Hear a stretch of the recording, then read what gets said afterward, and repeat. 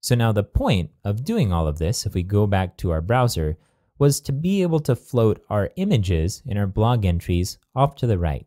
So let's add that style and remove our red border now that we know our custom.css file is working, and we'll do them both at the same time.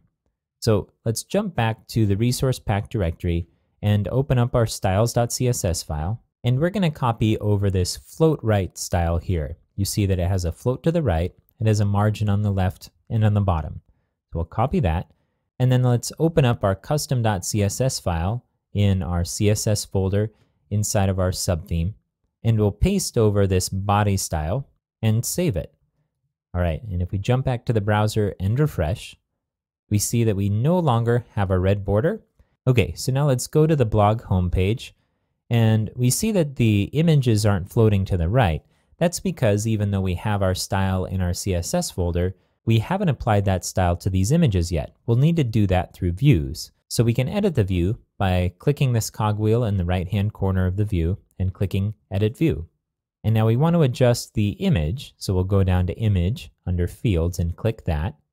And now if we click Style Settings and we set Customize Field HTML and scroll down, we can check Create a CSS class, which will allow us to freely add any class we want to.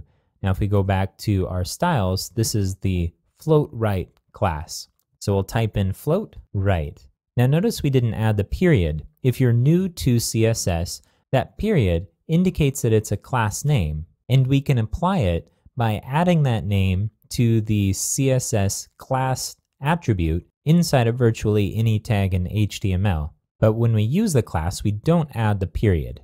Okay, now let's click Apply All Displays. And if we scroll down and look, we're not going to see this style being applied here. That's because we're currently viewing the content inside of our administrative theme, which doesn't include our CSS files for our custom subtheme. So we need to save this. So I'll click Save in the view. And now if we look, our images are being floated to the right.